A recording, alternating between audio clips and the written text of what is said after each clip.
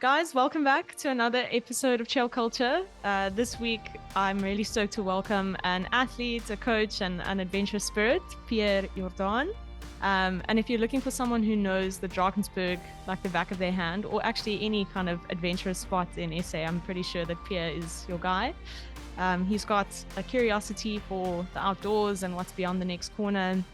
And yeah, he's just had his fair share of outdoor adventure, which is why we've asked him to join us today. If he's not just adventuring or guiding, he can also be found on the start line of any 100K or 100-mile race. And Pierre recently finished the UTD 100 miler with a top 10 finish, 7th place. And this guy's just tough as nails. I got to experience that when I first met him, I think at the Otter Trail. And yeah, it's great to have you on the podcast today, Pierre. So welcome. Thanks, Em. Really appreciate it. I always enjoy just talking to people. So, it's nice to share, it's nice to listen, and it's nice to be part of the trail culture.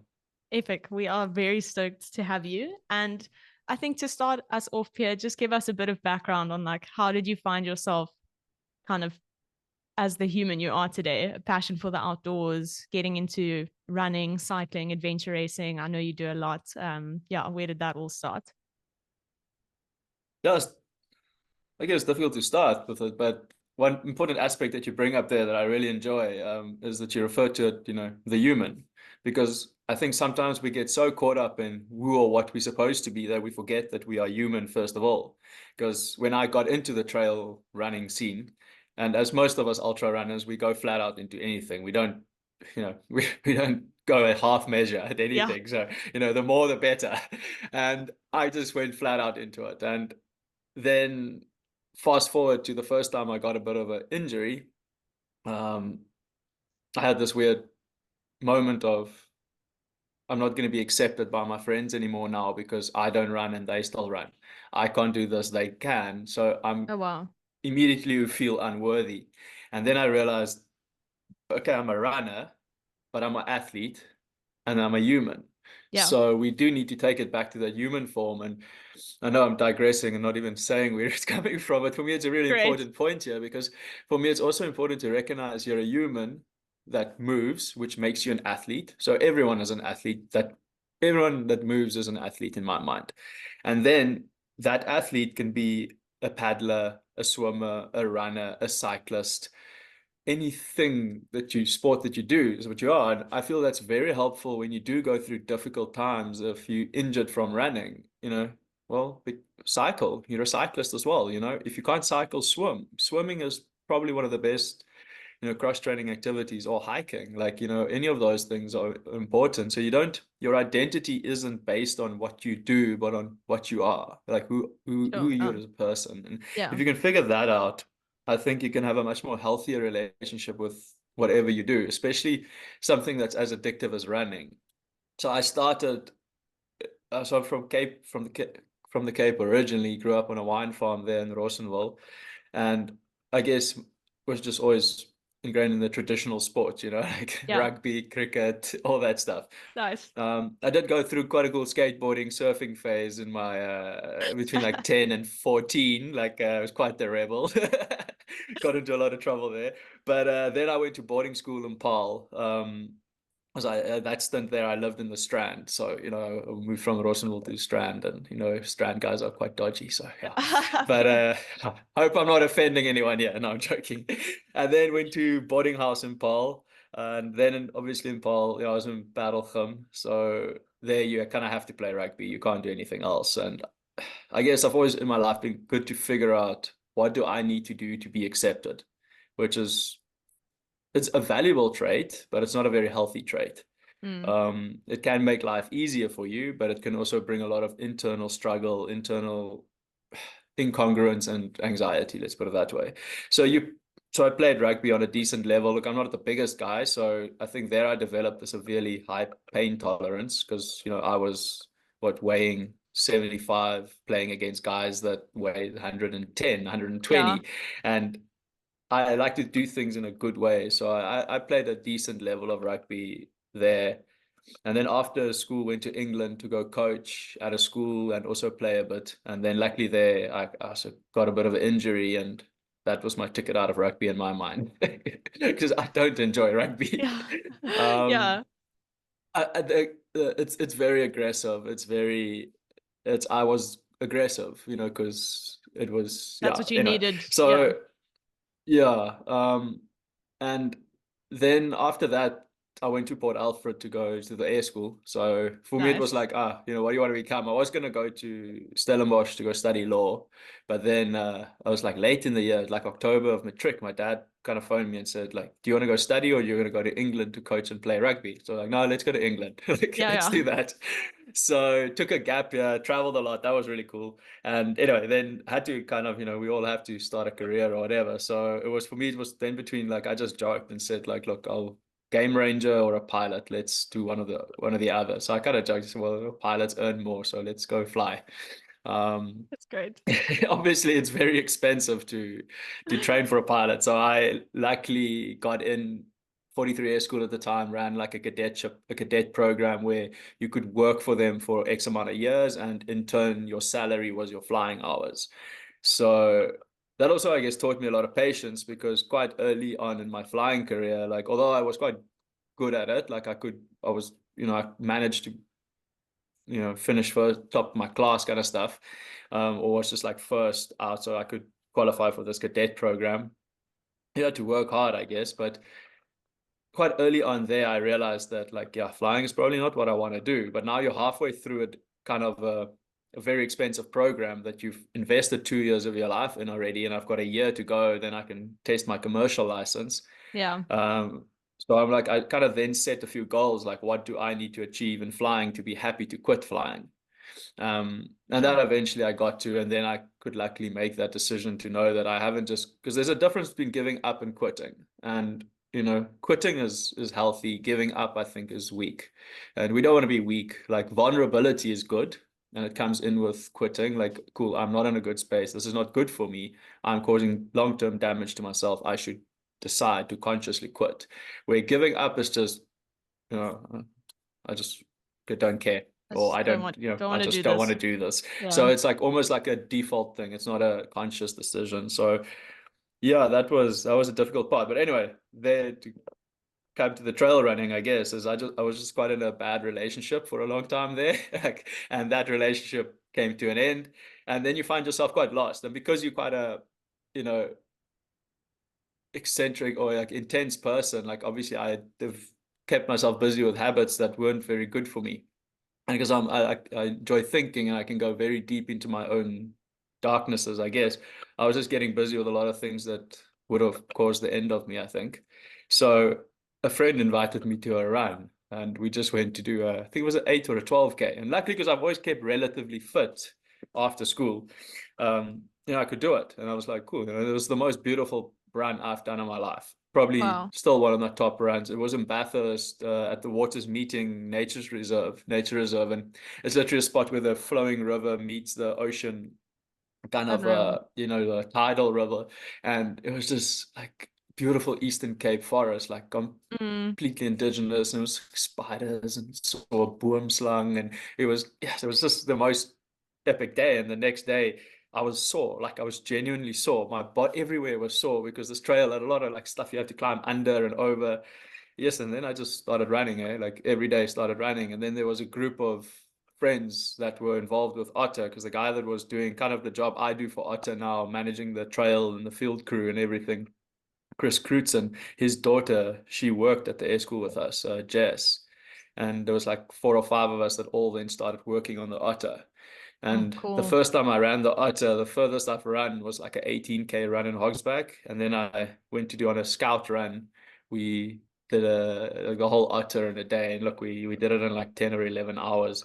And yes, the next day I never, I vowed to myself, you will now start training because you never want to be this sore again in your Oh, life. yeah. I couldn't walk downstairs. Like, I'll never forget climbing out of the Oakers, from the hut out of Oakers up the little stairs there. And I started Oh, and you cramping. like, And I'm like, dude, you still have a long way to go and you're already cramping. Like, yeah. and you like silently, like I pulled one of my friends aside and I told him, Tim, like I'm cramping, dude. What must I do? And they all like took me under their wing in this whole trail running thing. And I guess I just like got completely obsessed with it, and now it's, what, 12, 13 years later, and I'm still Yeah. just going at it. So yeah, and it's actually been a good circle to come back to Otter, where there was a period where I wasn't involved with it at all anymore, and now kind of back into it, and that's Yeah. nice. And through that whole period, you just realize like it makes a difference in people's lives if you are able to share your lived experience, because a lot of people, do kind of live vicariously through others currently, and I always encourage people to go live their own life, Yeah. because if we are the authors of our story. If you don't write it, someone else will. So kind of get out there, even if it looks super insignificant compared to what whoever is doing. It is Yeah. significant in your life, and you will build over time. So that's why it's important to have, I guess, these conversations and share these conversations, because it might just, change one person's life, and then 12 years later they can have a whole new life. So cool. I had no idea the Otter Trail was such a like core experience to you getting into trail running. No No, wonder, no wonder it you was the love it there. start, eh? Yeah. It was, that's when I first, like, because now there was these 3, 4 guys that were all like, no, Pierre, you need to come work with us on Otter. It was Ross, Werner, and Tim, and they're all pilots. So we were 5 pilots on the field crew side, and I guess the management loved us because we were on time, we were conscientious, we knew how to talk on radios, we were, Yeah. very efficient, and took a lot of pride in being so specific. And if you're working with life and death scenarios, that's what you want. Yeah. And that is, the Otter is a lot of people think it's quite easy and accessible to get people out of there, but it's No. one of the most inaccessible trails that I've ever worked on. And like our safety team is massive. Like that is one part of Otter. Like, you go watch some trail runs, and they've got the ambulance. That's it. Where, Otter, we've got 55 crew.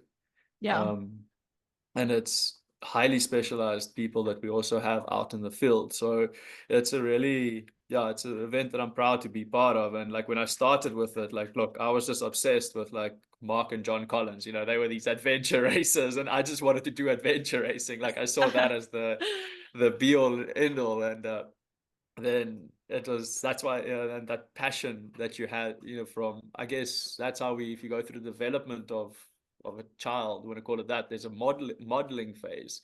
You need a phase where you look up to an idol almost, like you look up to this person, you want to become that. And then if you're lucky enough, you can become like an apprentice, then you can Yeah. learn from them, and then eventually you'll build into your own expert. And that takes time, like in before UTD 100 last year, that was the first big event that I've kind of, performed at or won. And that took me 11 years, so Yeah. Takes it takes time. time. Like Yeah. it doesn't happen overnight. But it sounds like you chose some good role models. I mean, if you started with John and Mark, I'm like, that's pretty good. And I mean, Pierre, you've mentioned now the pilot thing. I think one of the reasons I was like, I'm keen to chat to you. You've got like multiple skill sets. You work well with people. I mean, I've been in a team that you've run, so yeah, I know your like leadership style, all of that. And I mean, one of the things that we were having a brief chat about now is that you're a coach. You and Nicolette started Mountain Abandon. Was it 3 years ago that you started that? Longer? Yeah. So yeah, so like officially 3 years, but we started with it in COVID.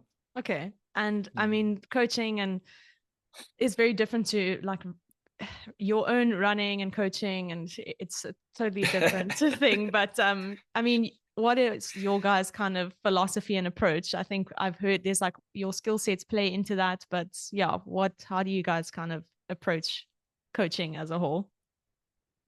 Yeah, it's I guess that's that cliche of every coach has their philosophy. And it's mostly a variation of the same thing. It's all individualized, there's all this, all that. And I think the difference becomes like when you actually work with someone for 6 months to a year, or I often look at like coaching retention, like how long can you keep an athlete um working with you in a relationship? And for us, that is a very important part. Like, Yeah. So for us, it comes down to the science, the art, and the love of coaching or working with people for sustainability, or a lifetime of sustainable running or movement. We don't want to limit it just to running. And yeah, so for me, that's kind of what it comes down to. Use the, Nicolette brings the science part. She's an inferior doctor, although she'll Yeah. kill me if I say that. She hates people calling her doctor. But she's got a medical background, or she's a vet. And I guess I'm more the art, the passion, the art of because especially with ultra running and mountain running, it's not all science. Like there's some people that shouldn't be doing what they're doing, yet they are. Or Yeah. there's some people that are testing way higher than others, but why is this other person beating them? So it's for me, it's like that art, getting to know the person, how do you work it? And then at the end of the day, like I've had numerous conversations with athletes about patience, I guess. And it's just like, for me, from an ethic, I make an ethical promise to you that when we work together, I will not force your training or bend your training to do something that you not shouldn't be doing. But we need to evaluate, where are we currently, what realistically is our current picture, and then where Yeah. do we want to go, and then how are we going to get there. So then we work on that. We can't go, I want to get there, or I want to be there, so now I'm training for that there. Like, you're gonna get injured, you're gonna get burnout. So yeah, for me, it's very important to have a honest conversation with people. And I always tell someone, like, I'm not here to make you feel better. I'm here to be a mirror to help you improve. And sometimes it's going to cause you to feel worse because to quote Carl Jung horribly here, but it is kind of like the only way we can discover or explore our darkness is to shine light on it. And if you're always just shining it away and not actually going, like, because in the let's use ultra running kind of as an example, like it's very easy to go enter 100 miler. And now you can post it on social media and you get that Yeah. dopamine kick from, um, oh, I'm going to do something. Because a lot of people think you get dopamine after you've done something, but you get it as it's a motivating, hormone. So it's very fun to tell people what you're going to do. And then when that wears off, you find a lot of people don't actually end up doing what they said they're going to do. So especially me that talks a lot, so I love talking to people. So I became very aware of what am I saying to people and what am I saying I'm going to do. Yeah. When Nicolette is the opposite. Nicolette will never tell you what she's going to do. She probably won't tell you what she's done either. But she's very good at that. And she often calls me out on it. And that's where coaching has enriched my life quite a lot, is I've I'm very aware of what I tell my athletes and what I preach, if you want to call it that. And then I Yeah. really try to live up to that. And because, yeah, otherwise you're just a hypocrite. And if you can't, it's that if your word is not your word, then what is there to you? And Mm. that I laughed at UTCT last year. Like, I had a horrible run. I had such a, um, there was just so many things that I got wrong before it, and on the day I genuinely just wasn't having fun. Like, when I was Yeah. feeling strong, and then all of a sudden I was just like, no, now I'm cramping here, and my shoes were just, I really stuffed the whole that up, and it was, yes, I was in a bad space, and I came into Llandudno and I just wanted to quit. I was just like, well, say I wanted to give up rather, and Yeah. and then I thought to myself, like, no, man, you just, because I had a couple of athletes doing UTCT. So I was like, you just told them, like, be prepared to do hard things, and I was quite obsessed with old Steve Magnus's book and everything. It was like, for me, that's the essence of why I do things, is to do hard things. Yeah. And to quote another climber's book I'm reading now, Leo Holding, his quote, or his thing he would tell himself was, well, if it's easy, it wouldn't be hard. That's not what I'm here for, kind of thing. And I'm not saying we should invite unnecessary suffering into our lives, but we must find meaning in what we do. If there's no meaning behind what we do, it's just empty, and we won't do it to our full extent.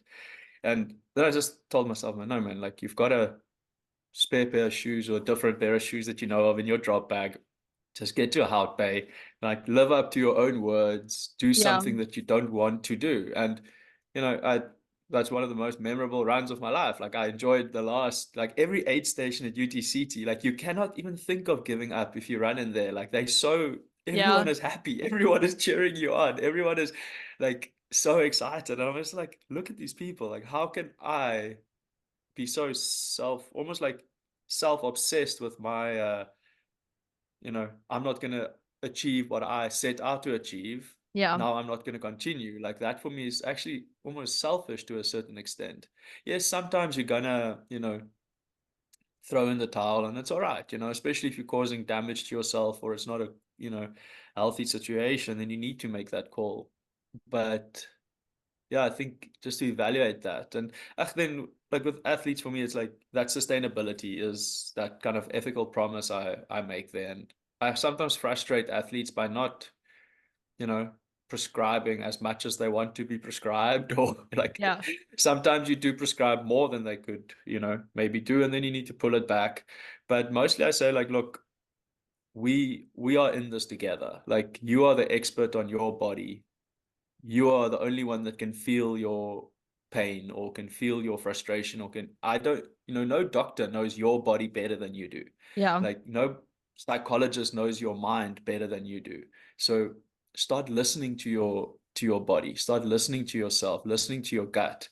Like what does that say? Like you need to guide me to help you become better and grow, and together as a team we will then get there.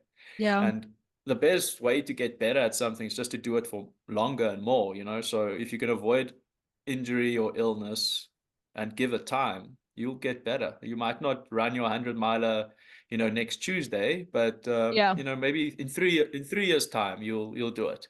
And Yeah. it took me. I started running seriously kind of like in 2012. 2019, I did my first 100 miler. Like Technica Led, she started running, I think, in 2010. She ran her first 100 miler only at UTCT, and then she DNF'd, and then she had to wait another year to do a 100 miler. Yeah. So it's, you know, it's showing up, it's being committed. And that's kind of usually that boring approach I find is kind of what I usually preach to my athletes. Yeah. It's like putting in the work every day. A lot of it's not necessarily glamorous, but yeah. And I think that also kind of speaks to why do you run? It's interesting that you mentioned now the posting about it is cool, but it's like someone has to go and do the work at the end of the day. So, and I mean, Pierre, in your words, I think I want to chat to you. I know, I mean, UTD was your most recent kind of like, let's call it performance, but like a mile run, and then UTCT was obviously not far behind 100Ks that you did. And I mean, I think your quote that I read was that a race is a celebration of your training, and I was like, that's really interesting. And I mean, you like to talk about like the training that you did leading up to that 100K and the miler. I mean, I think we think that, I don't know, I feel like ultra trail running's been glamorized and it almost feels like, oh, 100 miles, like, yeah, sure. It takes a lot. So I'm like, kind of take us through what your prep looked like, and even the difference for, I mean, you've done a couple of like regular ultras, so like how much does it level up when you wanting to go the miler route? Yeah, I don't think, to be honest, I don't think it levels up that much. If you want to go faster, it levels up a lot, I think. That's the difference. Okay. If you can maintain it, like a 100 miler, to be honest now, like if you had to give me two options, like you've got 9 months to prepare to run a sub 430 Otter or go run a 100 miler. The 100 miler for me would be easier because I know I can go tomorrow and just be consistent, eat, look after yourself, don't stop moving, just do it, manage the things that come up. But you have so much time to fix anything that's wrong if you can Sure. stay, if you can stay on top of it. And if you've done that, this now obviously goes with the prerequisites that you say have 5 years of consistent running in your body. You've got the capacity to do it. Yeah. But to go do something like I'm saying for 430 Otter because that would be relevant for me. Like I know Johan that they, Kane, they want to go for sub 4 Otter, Yeah. but that is very specific. That the training I feel you're gonna need the guidance of a coach. You're gonna have to get your nutrition right because if you don't get your nutrition right, you don't have time to fix it. Yeah. If you lose time, there it goes. You're talking about minutes here at the end of the day. So I think people often forget about that shorter distance racing, and I think that's why I love Otter so much. It really gives respect to the 40K distance, because Yeah. if you're not having a good day on Otter, you're not having a good day. Like it's a that the course doesn't, let up. So you need to have conditioned yourself properly. So it's why it's very difficult, like when someone calls you, say like, I've got this one, say, big race. Let's look at that. And then you say, okay, what else do you have leading up? Oh no, just Otter and this. I'm like, well, let's back up here quickly. Like, let's just take Otter into, you know, context here. Like, so in my mind, I see any race that's longer as 8 hours. So I base most things on time. I don't really look at distance that much. Um, because even 100 mile at UTD 167 Ks, like, I can remember my first one in 2019. Spurgeon was giving us the briefing and he's like, okay guys, I know the file says 163, but the race is actually 168, so just it's fine. And we go like, whoa, so you've just added like 5 Ks to the Yeah. and then I started switching my mindset to time. I'm going to Yeah. be out there for X amount of time or so then I decided, okay, when is something in my mind, when is it an ultra? Because you can run a road marathon in 3 hours, and you're going to run Otter in 6 hours, so Yeah. it's same distance, double the time.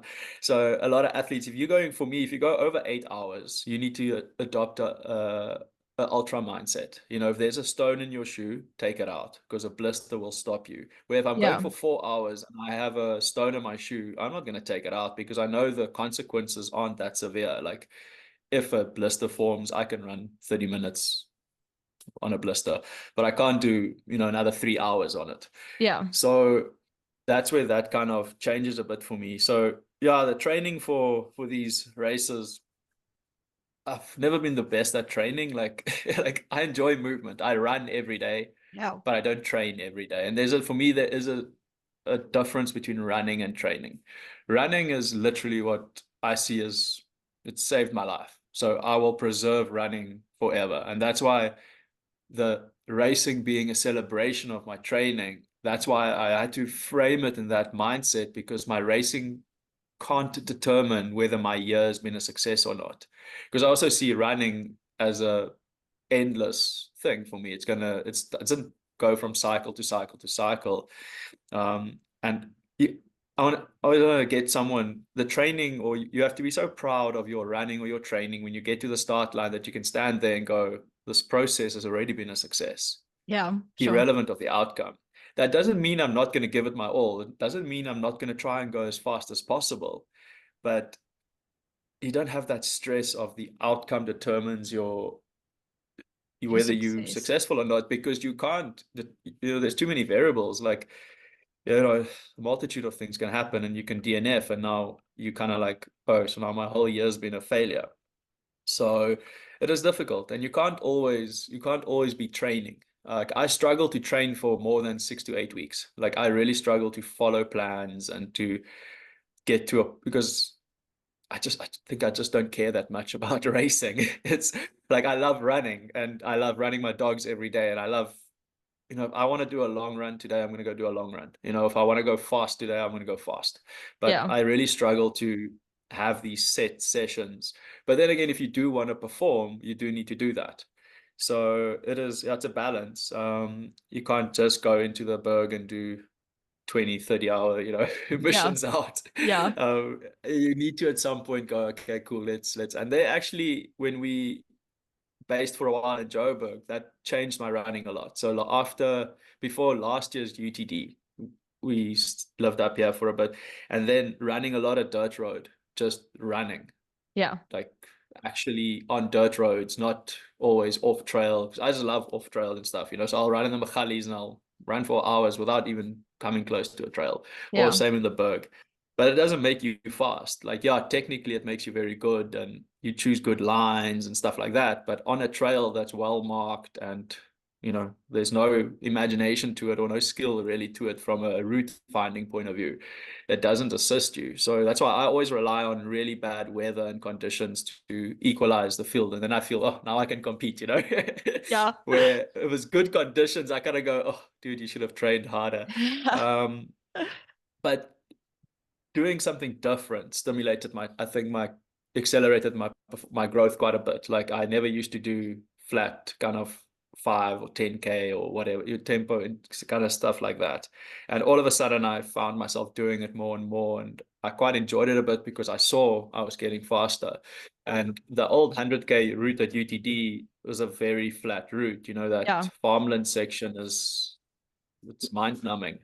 And my goal was literally for the first time in a race I've ever set like a pace goal. Like I said, when you hit, Old Duck from there to the Giants Cup Trail, you're going to be aiming to maintain this pace. Yeah. And I just did that and it kind of worked well. And obviously to eat and do all that stuff. So that helps. This UTD, like, yeah, my training it wasn't bad, but let's add more like from an emotional energy, I was like, the only way to describe it, I felt like thin and empty. And Yeah. like I had like the weirdest, I had niggles before the race. Like I didn't feel good. Like my foot was swollen. I had like weird, just like almost felt like a Morton's neuroma between my metatarsal, like my third and fourth metatarsal. And I genuinely didn't want to start the race. And at about 30, 40 Ks, like my body never felt better. Like it Wow. felt Yeah. great. Like the first 30 Ks in the Sutu, I felt horrid. Like people always think like, oh, but you're up in the mountains all the time. And before, UTD, I did do a couple of days where I was above 3,000 meters for like 3, 4 days, constantly sleeping up at like 3,100 meters, no issues, feeling strong.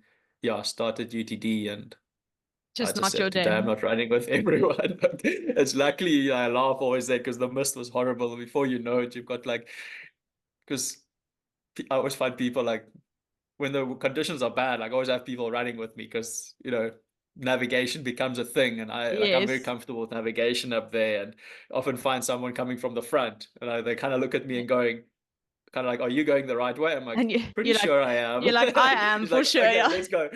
So we went and then the run starts and it gets nicer. And then, but I just felt so bad. And again, I thought about just quitting. Like they're up at, so when he came to Sani for the second time, I just thought like, yes, this is, if you've got 150, 130 odd kilometers still to go and you're feeling Yeah. this bad, like, but that's the beauty of a 100 miler. Like it's like life, just because you feel life isn't going your way today and you still have 60 years to go, like it doesn't mean that's going to be 60 years of misery. It's going to be like, no, like it can get really beautiful. And Yeah. that's why running and ultra running in life is it works so well together. Like it's such a good metaphor for life.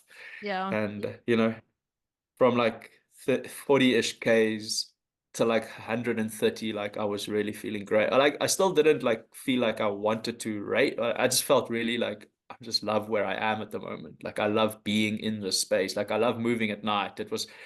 Look, the rain was constant rain and like I don't really mind rain too much or bad conditions and it was fun.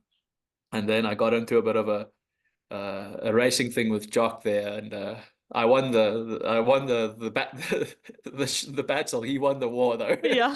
No, like I overtook him because he couldn't eat at all on the way to Crystal Waters or like the Yeah. 100K mark, and yes, he was looking bad and he couldn't eat, and he says I was eating his. I just like I was walking around there in the aid station and like eating banana bread, and he just looks at me and he's like, dude, just watching you eating that makes me nauseous. And I'm like, I thought he wasn't going to leave the aid station. Anyway, so I leave aid station. But then I like the dirt road. I thought we were going to leave that aid station and get onto the Giants Cup like within 2Ks.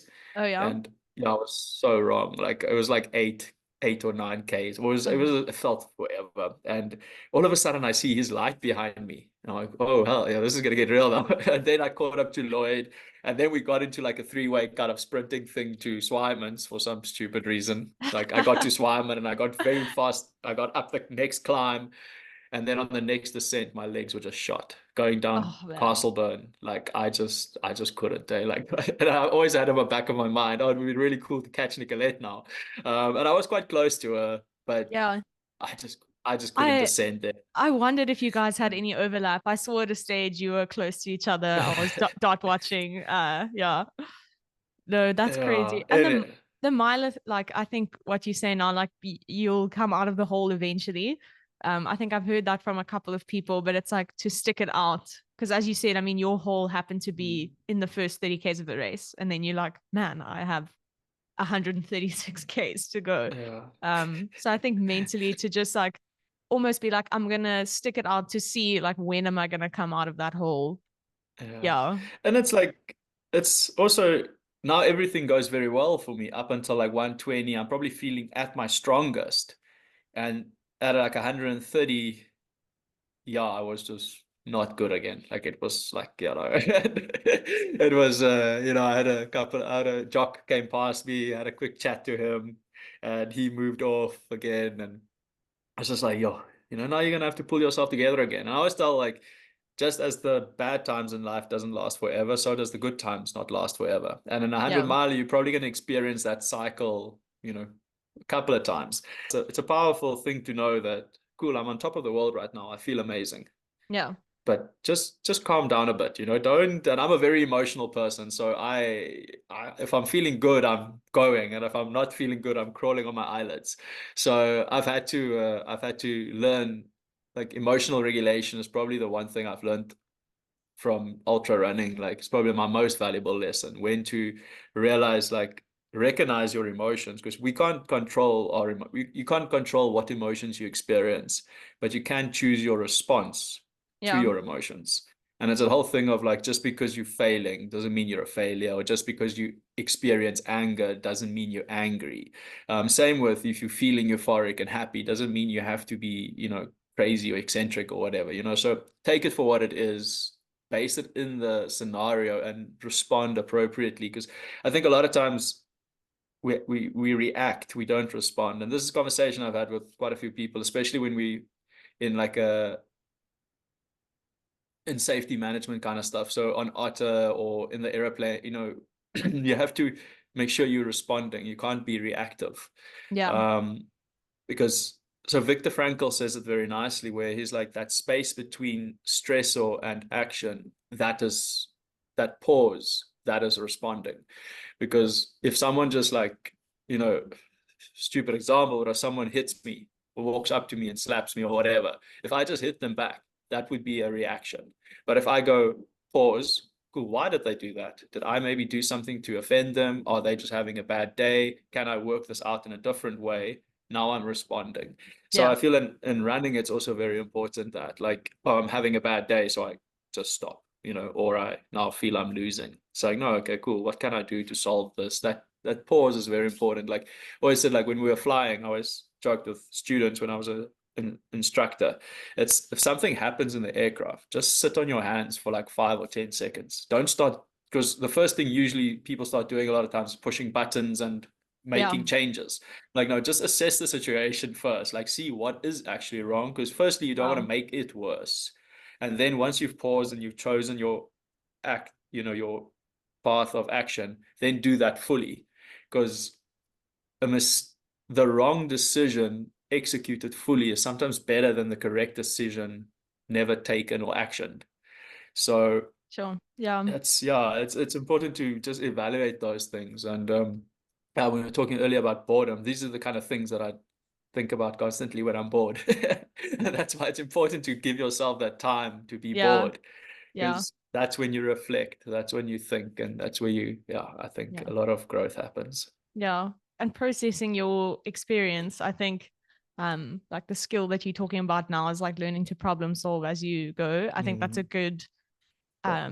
kind of nugget of knowledge for anyone racing any distance. Like don't like sit on your hands, like don't be, oh, I'm gonna like quickly eat another gel or do this or do just like just figure out like what is actually up. Yeah. Because yeah, I think that's so No, that's a interesting. People are like, oh, interesting.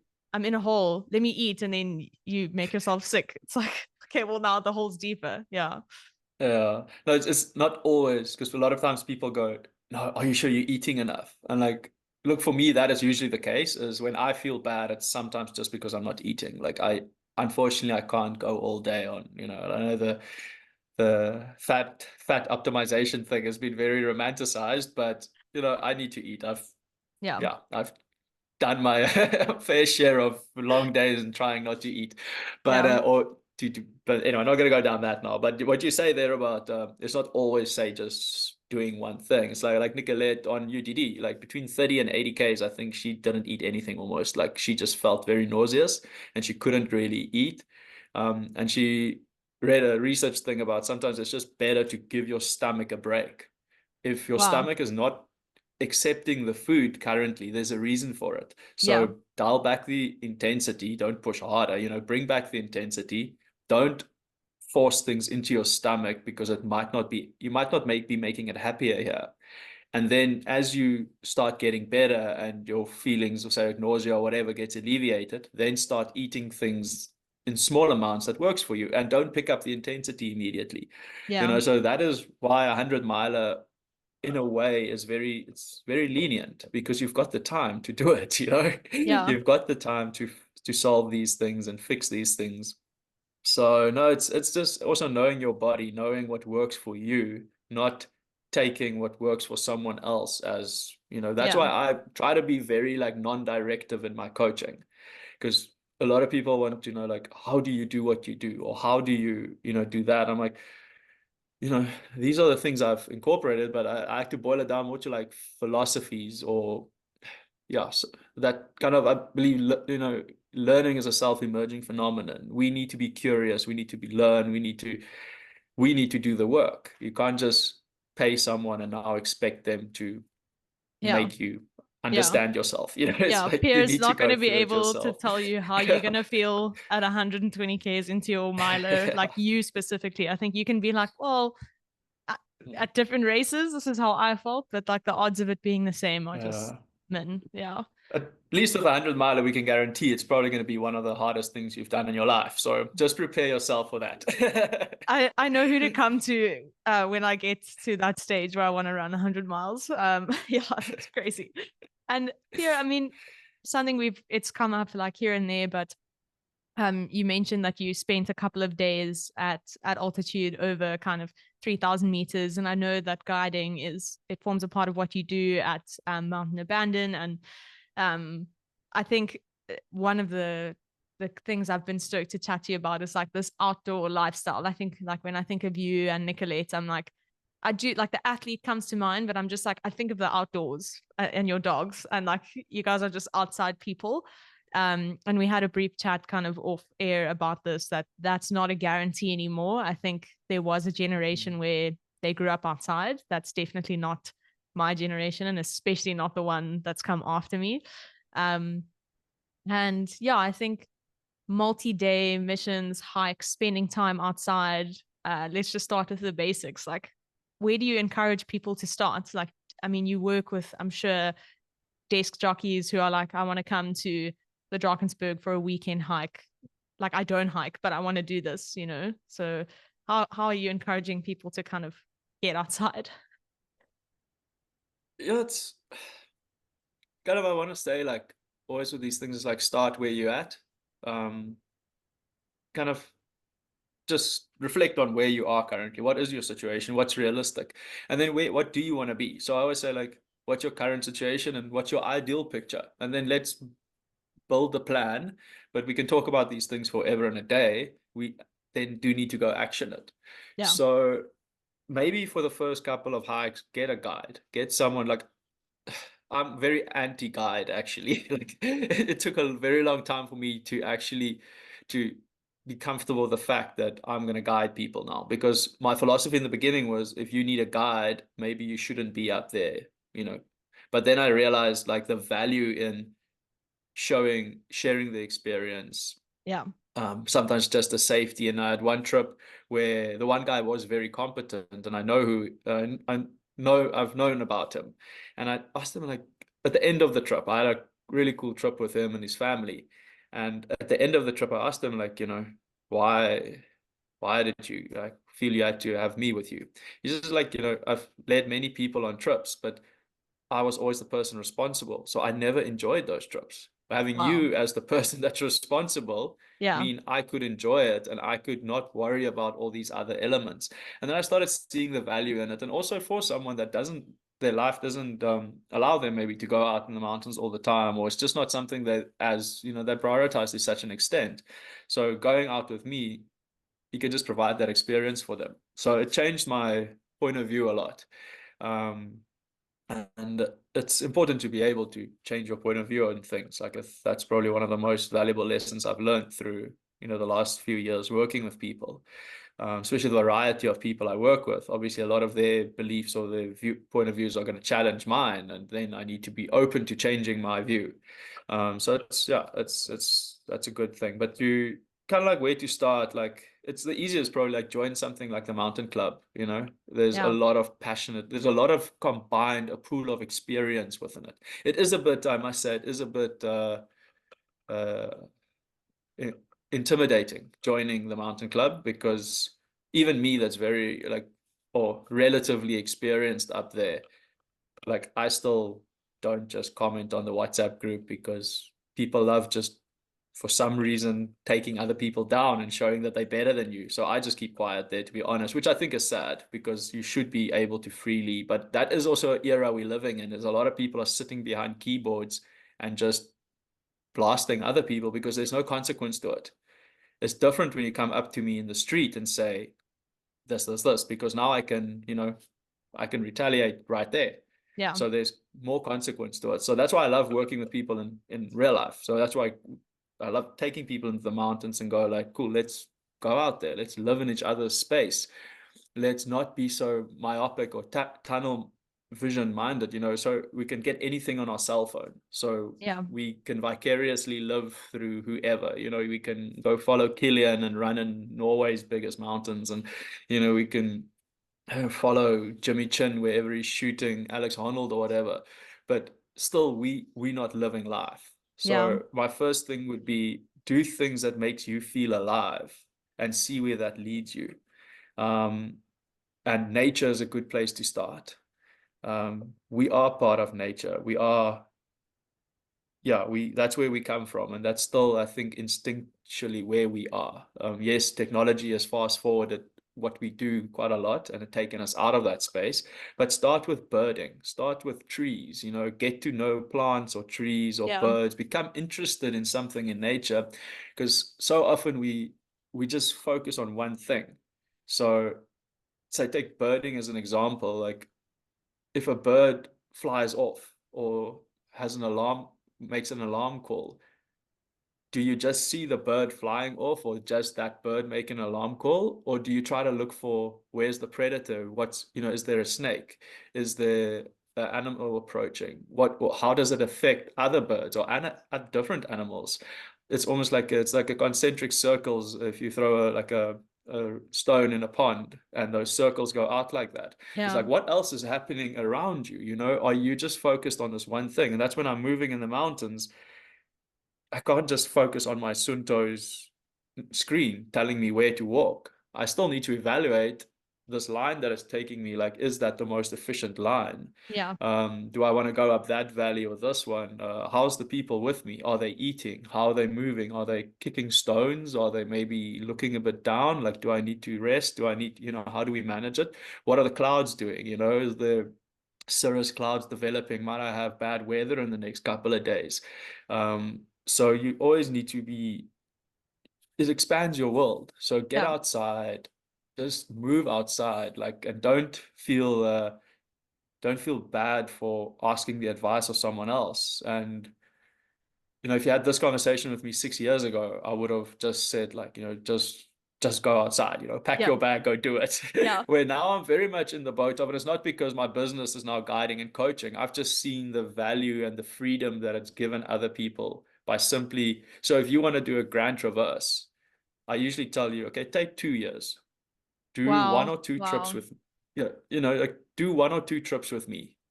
Um, do what we do an overnight hike. So we sort out what does it feel to sleep up there by yourself? What does it feel to, how's your tent? How's your gear? How's all of that stuff working? How does it, And then we build up to a 3 or a 4 day, or maybe a northern traverse or a central traverse kind of thing. And then you go by yourself with your 2 or 3 friends, and you guys go and do a DGT by yourself. Because firstly, when you finish, your sense of reward is going to be so much greater because it's delayed gratification. It's not instant gratification. And you didn't just pay someone to get you from Sentinel to Bushman's Neck. Yeah. Yes, you had to wait, say, a year, and you had to prepare, you had to get good gear, you had to invest time and effort, and you learned, say, everything I could teach you. And then you went to do it by yourself. And then I will happily, like what I've done with people is I act in the background as a safety backup. So if I give them a spot tracker or something, they can communicate then with me. If something has to happen, I can immediately then set a rescue or anything in place. I know who to contact. They don't have to then struggle with it. But I think it's very important to have that objective in mind of one day I want to get that experience of doing this by myself. Because Yeah. one of my main business models with Mountain Abandon, and I always joke, I don't know if it's the best one, but so far it's true to me. So that's why I love it. And it's independence over dependence, where I found a lot of athletes I've worked with comes from coaches who feel the coach have kept a bit of information to themselves to try and Well, keep the athlete hooked. yeah. And for me, my objective with coaching is termination. I Yeah. want you to stop coaching at some point and be able to coach yourself. Yeah. Learn to do Um, the things you need to do. Yeah. yes. Yeah.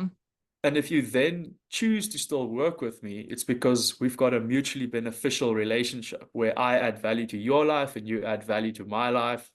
And now we still work through this and we're getting better and you're growing, because I feel we always need to you need to become the optimal version of yourself, knowing that you can never reach that, but it gives Yeah. you a direction to go into. So you always need to try and work better. You're always going to have obstacles to overcome. And that's why I feel there'll always be a need for someone like a mentor or a coach. But in the same kind of sentence, I'll never withhold any information that I have, or I'll always try to share as much as I can, because my objective is to make you independent. And Yeah. same goes for the mountains. Like, yes, I had to stop doing just free calls with everyone that phones me, because I Yeah. was also getting to a state of burnout, like where it just got too much. Like I couldn't sustain that anymore. And I had to say, hey, okay, we can set up a consultation and then I can freely share. Because otherwise, there's also a lot of responsibility with sharing information, because I don't know your capabilities. I can't share a GPX file with you because I don't know if you're comfortable where I'm comfortable. And if Yeah. something had to happen to you, I'm going to feel that's why I love giving advice, but I've had to teach myself to refrain from giving advice, because if I give you advice and you follow my advice and now you're successful, whose success is it, mine or yours?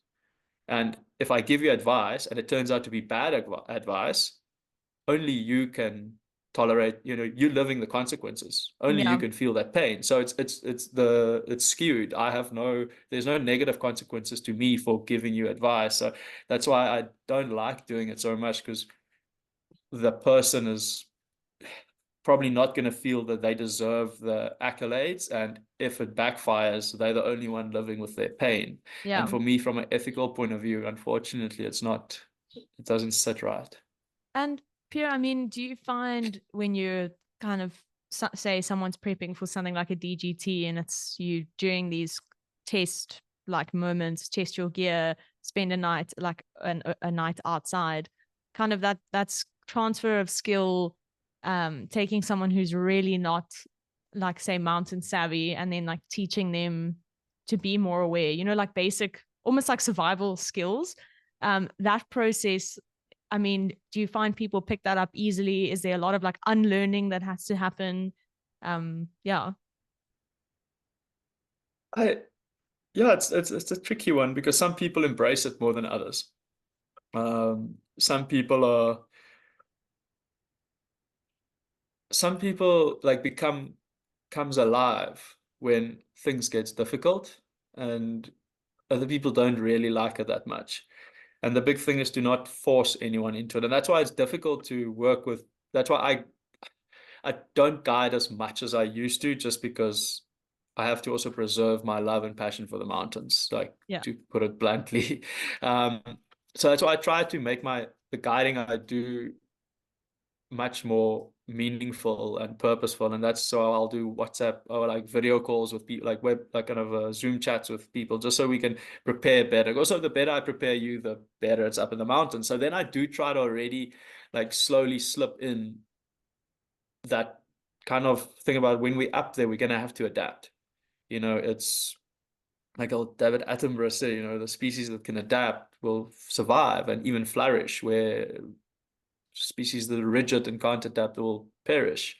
So it is that thing of when things are, just be open to experience. I feel that is the best advice for anyone that goes up there. Yes, you might be wearing the same clothes for 3 or 4 days. Yeah, wash in the river is all you're gonna get. Like,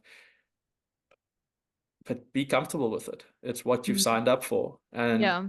you're gonna come off the mountain, a better person. You need to do things that challenges you. You need to do things that just is not your everyday comfort. We live in a never has society lived in such a comfortable environment.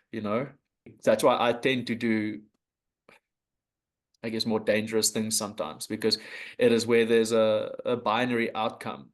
I can be very present and I love it. Like for me, it's like that is where life happens. It's for me, it's in, flying an approach into Oatambo in horrible summer weather. Like that 15 minutes for me is I'm operating at my full extent. I'm Yeah. as good as I can ever be, and I love that. Or I've made some stupid decisions in the Drakensberg where I kind of go, this doesn't look good. Let me just go around here. And then I find myself in some precarious position where Yeah. a small mistake on my side will literally be the end of it. And I come out on top and I'm just like, this was worth it. And a lot of people, some of my family perceived that as I have a death threat or a Yeah. death wish. And I'm just like, no, like in like actually that's that kind of paradox. It's I've never actually fought harder to stay alive than I have right now. Like I'm Mm. upskilling, I'm reading more, I'm speaking to someone, I'm training hours and hours and hours a week. I want to be better. I'm studying like decision making, and like I'm trying to be better, where 10 years ago I was ready to give up on life. And Yeah. I wasn't doing life threatening things back then. Yeah. But I did do the odd stupid thing at 1 o'clock in the morning that would end me up in hospital or stuff like Yeah. that. But that was all just, I think, me searching for something greater. And I Yeah. think I would have been a vastly different teenager, a vastly different 20-year-old if I had something like climbing or mountain running or Yeah. something of consequence in my life. It's like if you help someone how to climb and you teach them how to make a knot and you tell them, okay, cool, let's take a figure eight as an example. This is how we tie the knot. Yeah. Then you get your partner to double check the knot. Now it's a tedious process in theory, and someone might tell you, no, man, just make the knot and climb. And you say, well, what's the consequences? And are you happy to suffer those consequences of a knot that's tied incorrectly or in the wrong Yeah. place, or not through the belay loop but through the leg loop or something? Yeah. And same with the mountains. Like it's a lot of people always ask me like, okay, but what should I take? Or can I take this? Or can't we go lighter? Can't we go heavier? Whatever. And I always say like, well, you can go as you want to go, but Just know the that you, consequences is yours to carry, like, yeah. so when I say like me and Nicolette, like our last trip we went, or not our last trip, but like a trip we did in January, and we left Joburg like the morning. I think we got to Mnweni at about 2 o'clock afternoon. So we obviously left quite late from Joburg, but or like 10 o'clock probably. But we got to Mnweni and signed out, and the woman goes, "We're going to Ledger's Cave tonight." I'm like, "Yes." She's like, "No, you can't." I'm like, "Well, we will." Yeah. And like, was it clever? Was it stupid? Yeah, it was very stupid, but we were aware of the things. We knew there was weather. We're going up Ledger's Pass. It was a pass I've never done. It's a ridge line. Should we be on a ridge line when there's lightning? And we had a fun moment. We were going Yeah. up there in the dark eventually, like, you know, but it's like afterwards have the humility, I guess, or also to be able to reflect on it and go, okay, cool, this was maybe complacency coming in. We were like, yes, you're able to physically do the distance in that time. Was it clever? Would you do it again? So do take time to evaluate that. And the same with a race. Like this UTD has bothered me a lot. I wasn't where I was supposed to be mentally. And it's afterwards like, what would I have done differently? And unfortunately for me, when I do weigh up so on that weekend, I had quite a few athletes racing as well, because it was the recce race up in Dahlstrom side. It was UTD, obviously. It was Whale down Hogsback. So now you have various people doing various races, and for some of them, it was their first ultra, or their first Yeah. multi-day race, or their first 100 mile at UTD, or something like that. So, and I've got a responsibility towards these people to give them my all. But then I got to UTD, and I had nothing in me. Yeah. Yeah. Like I said, You, that I have energy weird niggles in distribution. my I had weird niggles in my feet. Like my ankle was like swollen, and Nicolette would tell me, no, man, it's just taper niggles. But I genuinely considered not even starting the race. Yeah. And this ankle of mine was so sore, and I obsessed about it. And on the race, it was just never sore. Like I never Mm, felt it. After the race, I felt better after the race than I felt before the race. And the thing though, I then go sit and think about it for a couple of days and like try to give myself like honest feedback on it. And I would do it again the same way, because for me, at the end of the day, what my life's, without like trying to sound melodramatic or anything, but my life's purpose is to have very difficult and intense experiences, learn from it, and share it with others. Because it's if really I can cool. enrich your life today, you can enrich my life today, Mm, tomorrow. So I'm very value driven as well, like individualistic and value driven. Like I want to add value to your life so that you can be better. And then you can in turn add value to my life and I can become better. And then at the end of the day, we all hopefully become better, whatever we want to be better at. So unfortunately, racing just doesn't. Or after winning UTD last year, the 100K, it was cool, but it- it didn't mean that much to me than like one yeah. of my athletes doing their first 100 miler. Like for me Yeah. to see, That's epic. I get, I guess I've always had the capacity to say, do that, where 3, 4 years ago, that person didn't believe they had the capacity to run 100 miles. Mm, And then to watch them do that, it's, yeah, it's like something that fills me with so much joy that yeah. the winning of something doesn't, winning of something is nice in the moment. But for me, 3, 4 months down the line, I kind of forget about it. Like it Yeah. doesn't, yeah. So Pierre, I I think guess it you is, should consider uh, writing a book. I think that would be good for all of us. well, Yeah, I think I you would have, love to. yeah, I'm like, you have a wealth of like knowledge and experience. And yeah, I dig your approach. And I know now you've said that, like racing doesn't necessarily, fill the tank as much, but are there any kind of, not just race, but like race or adventure plans in the pipeline for you coming up? Yeah, look, I would still, I don't think I've shared this probably with anyone, but I would still love to win Skyrun. Oh, Like cool. Skyrun for me, Nice.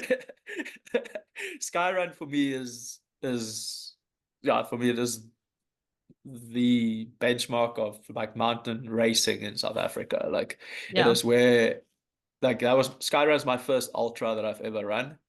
That yeah, so I had a bad, that's where my kind of like approach started of like if there's a long distance in a race, you do that, Yeah. Nice. if there's a 30, a 60, and 100, you do the 100. So and then obviously in time I evolved as a person, as we all do, and we mature, and we realize that sometimes there's also value in doing something better, because in South Africa we've got a very big quantity mindset. How many comrades have you done, how many Ironmans, how many, it's not like Yeah. have you done a sub 10 hour Ironman. So I started Yes. focusing more on that, and that's also what last year's UTD meant a lot to me. It was go run the 100K, because for me the 100K distance is more difficult than the 100 miler. Like it Yeah. is more difficult to race out, to execute. I think, oh, it might change my mind in a long time, in a quite a few years time from now, if I try to run a 100 miler on a performance, to achieve better at it, then it might be more difficult.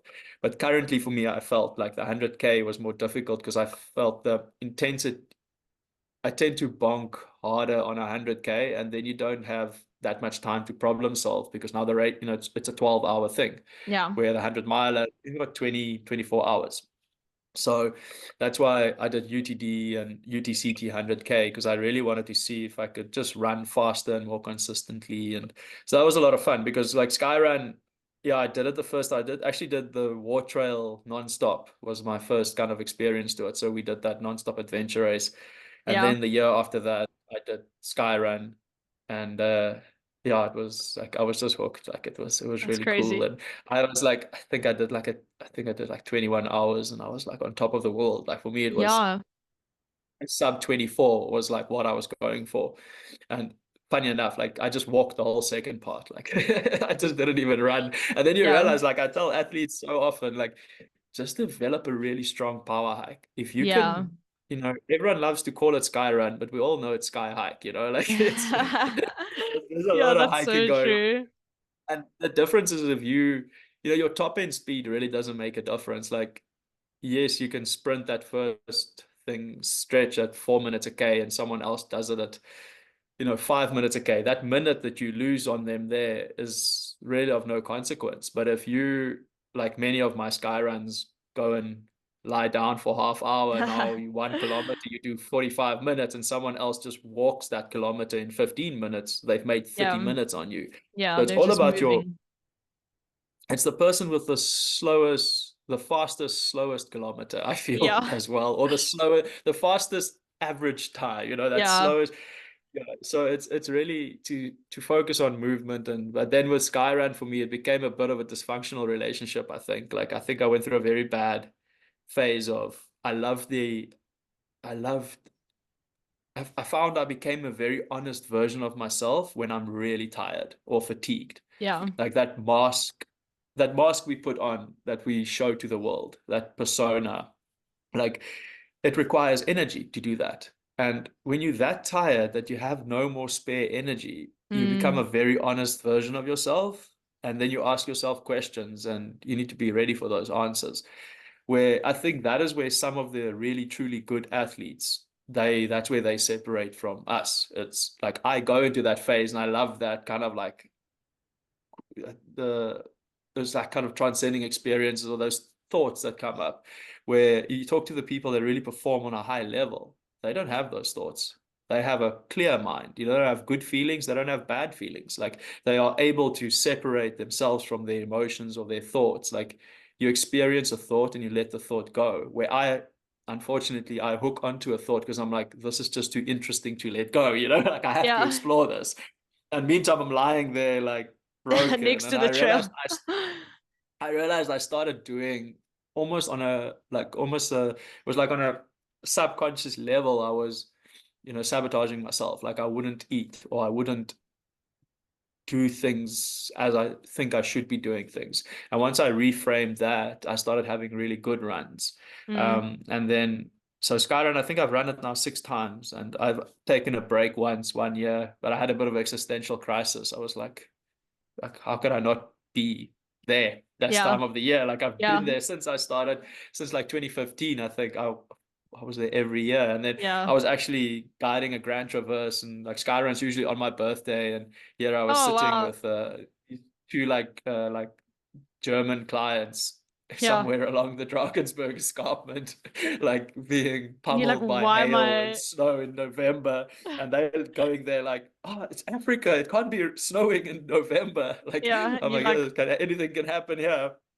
But that was the first year I missed Skyrun. And for me, I think that was actually a good thing. And then I went back the next year and had a decent run. I still haven't had a daylight finish. So like the okay, so daylight that's on the finish is what cards.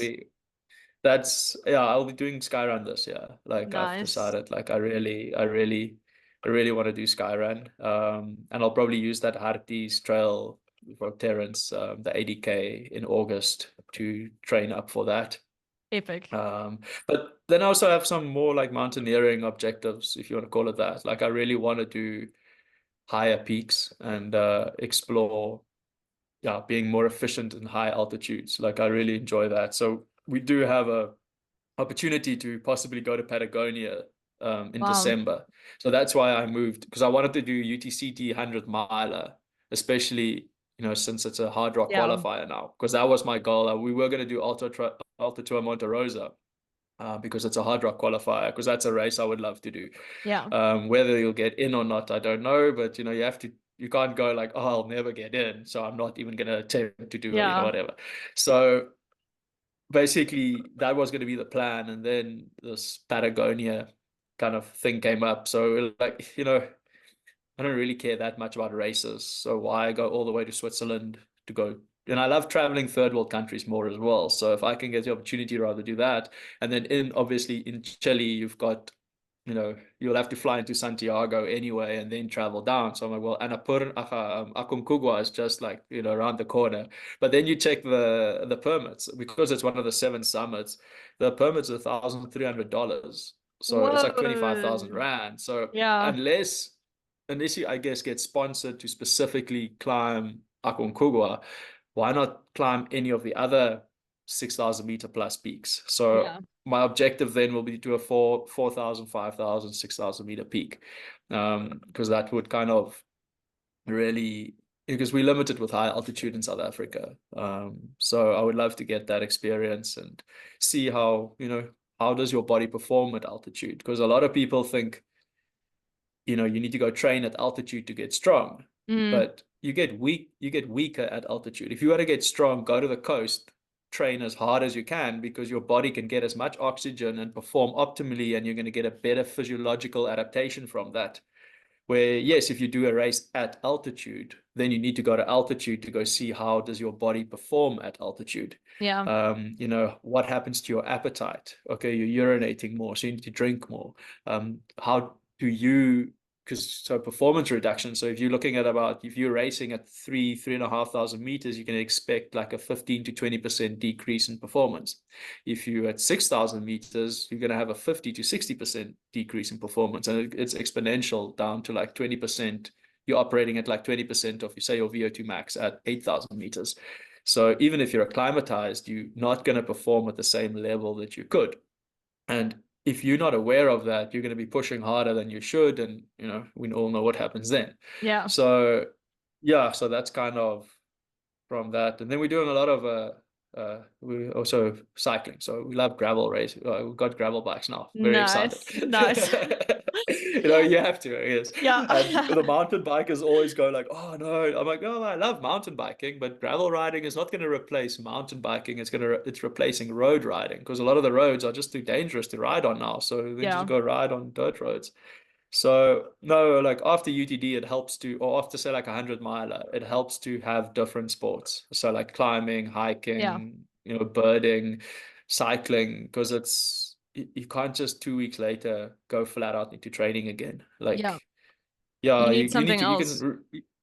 yeah, you can run every day, but you just go run 5Ks or 3K, whatever. But if you want to do longer volume, just ride your bike, do things that makes it fun. Because at the end of the day, like the whole training process for me comes down to, I don't really like the thing of training tips for a race kind of thing. Because firstly, if someone gives you 20 tips, how do you incorporate all of that into your plan? And like, is it really what you need to incorporate or not? Like, it places this weird expectation of you, like box ticks to get ready for something. Like, and I just so take it to like core conditions as necessary and sufficient conditions to be present for you to excel. Kind of, if you want to boil it down to that, for me, it's commitment. Like, you need to be committed to what you want to achieve or what you want to do, Yeah. committed to yourself and to your own growth, and then committed to the race you're going to go do. Then consistency, nothing happens without consistency of action. And if you can, in a consistent, progressive, and modulated way, approach your training, so it means showing up every day, building up progressively in time. And every now and again, we need to modulate, you need to come back, rest, recover, train, and go up to a peak again, down and up.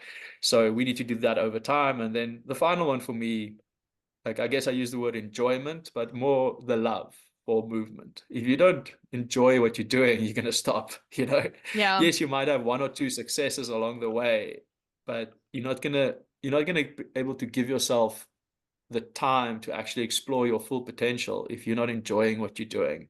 And it's not like, I try not to confuse it with like happiness, where a lot of, always go like, you can't just, if you ask someone, what do you want to be in life? And they go, "Oh, I just want to be happy." I'm like, well, Yeah. what is that really? Because is happiness real? And happiness, yes, it's going to come along your path at some point, and then celebrate it, yes. But it's not, you can't expect it to be a constant in your life. You can be, and also like being content is not the same as giving, because a lot of times, like, if I'm content with my situation, it actually means I'm still trying to be better. It's not like I've not given up and I've now achieved, I've Yeah, now not at all. arrived. It's like, and that's the same with athletes. You can't have that mindset of, if I can just win UTCT, or if I can just win Skyrun, then I've arrived, and now Yeah. what? Yeah. It's like that mentality, I find, is not a very conducive one to just become the optimal version of yourself. So no, it's the racing for me is definitely a big part of it. And I know, and I think I say it's like a celebration of my training, because the training is what I do. You do every day. It's what you keep yourself busy with, and then you go celebrate it. You go live it out. You go push your limits. You see where you are, and it gives you direction for your training. But it's definitely not the purpose of my training. Yeah. Sure. I'm excited to kind of watch you not tick off these things, but have these experiences.